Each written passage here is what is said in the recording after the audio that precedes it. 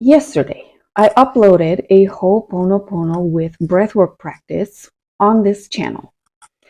And somebody in private wrote to me and asked me, what the f does Ho'oponopono and breathwork have to do with intimacy? Because my channel is holistic intimacy coaching. So I said, sir, because it's a dude, let me explain it to you. But not in the message, I'll just explain it through a video for anybody that is wondering about this.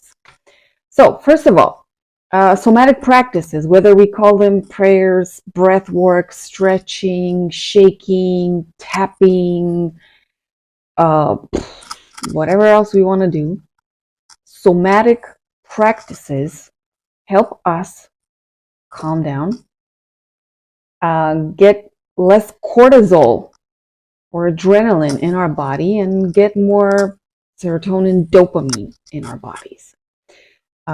Basically switch from the sympathetic nervous system to the parasympathetic nervous system. The parasympathetic nervous system is the one that helps us digest, sleep, rest, reproduce, and also heal. By the way, in healing, whenever you're recovering from something, an injury, a surgery, whatever, you need to stay calmer and allow your body to do its healing processes. Basically, get into your parasympathetic nervous system. The same with women that are pregnant, but the same with the very juicy kind of lovemaking. There are more ways in which you can engage intimately, and that does depend on your preferences, on what your erotic wiring is. And one system for explaining that was Jaya's with the erotic blueprints. Although this is something that we all knew instinctively, there are more ways in which you can enjoy your sexuality. Most of us, at various times of our lives, enjoy it in various kinds or ways, but we all have some dominance, okay? We all go to a default setting. And for some people, that default setting for intimacy, more relaxed, more at peace, more in the parasympathetic nervous system. In Jaya's system, there are two blueprints there, the energetic and the sensual. And in case it wasn't obvious with the stuff that I've already published on this channel, yes, I'm high on the energetic. I'm also high on the sensual. I'm not that high in the kinky nor in the sexual. Those were the impact kinds, the kinds that you could say that were more attuned to the sympathetic nervous system. So yeah, I'm naturally going to go towards that, and I'm naturally going to facilitate that for my community. It feels more authentic. Could I start doing more kinky stuff? Sure. Would it be authentically me? Yeah, to a very small small degree. Like, I'll be honest. Sometimes I do facilitate that kind of stuff. Sometimes in my real life, I do enjoy that stuff, but it's not my default. Just like many people, it's not their default, So I'm addressing stuff that I can relate with for people that can relate with those.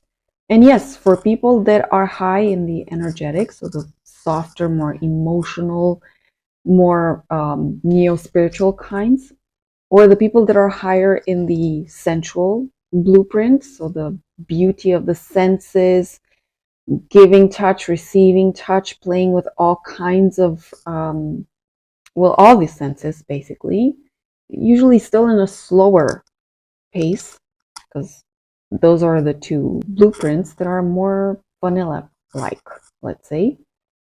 Those people are going to enjoy breathwork exercises combined with pelvic floor exercises. Absolutely. I got tons of that in my community practice, Patreon. I got tons of that in my women's practices video course on my website. So those are, first of all, the connections.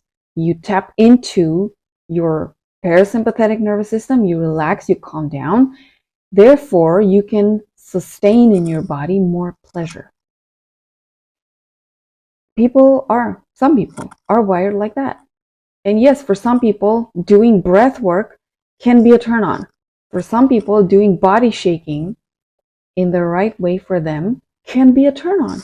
Listening to soft music. By the way, I don't The practices that I've put here on YouTube or Vimeo, depending on where you're watching this, they are without music. However, in my community, some of them are with royalty-free music added.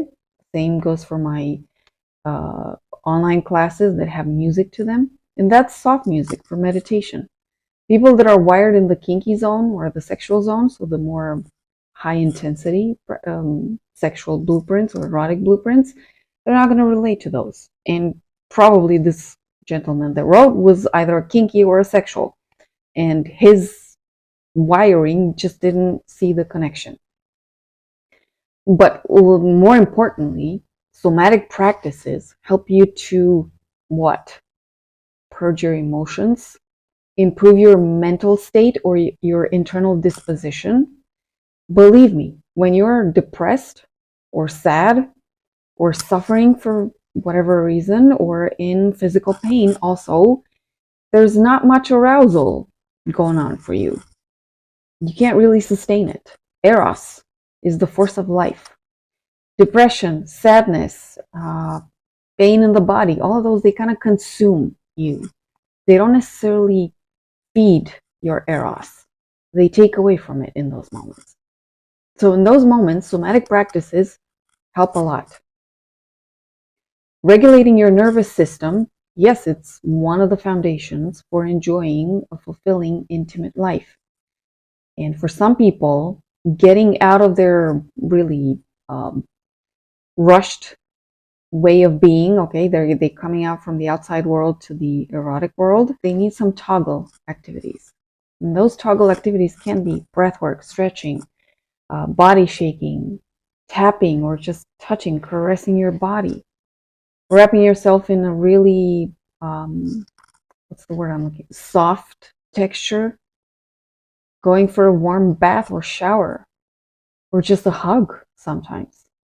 It depends on everybody. Those can help them tune into their erotic world and enjoy fulfilling intimacy. So somatic practices, body work, which is not workout, body work. I've seen somatic workouts. It's a fashion nowadays because they've turned somatica into everything. But pure somatica, it's just stuff for your body meant only and only to relax it, discharge tension, purge the emotions that they're feeling, switch to a more optimistic and vibrant version of themselves.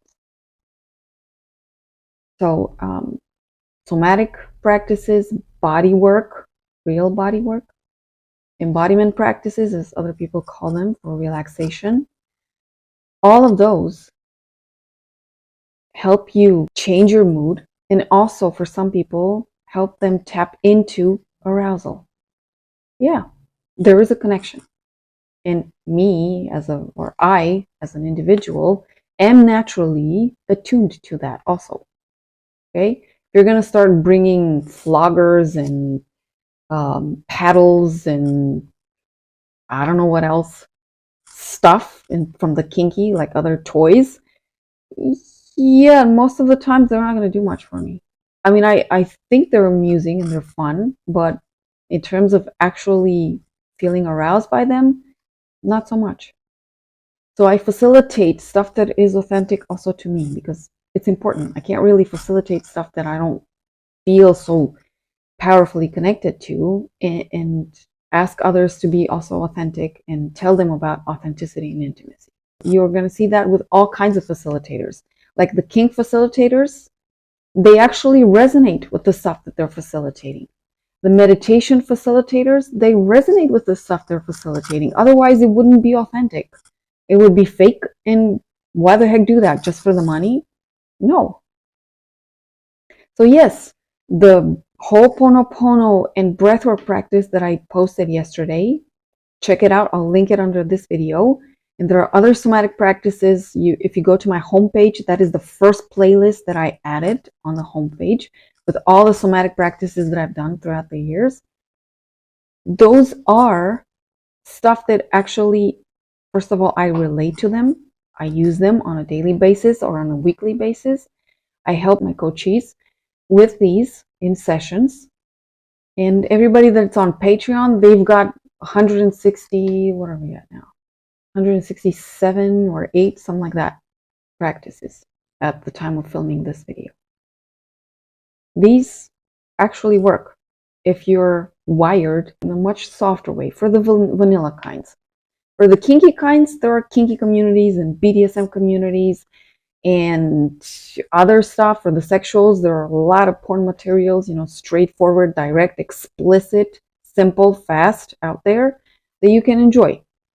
For the softer kinds, yeah, we got these stuff that we enjoy.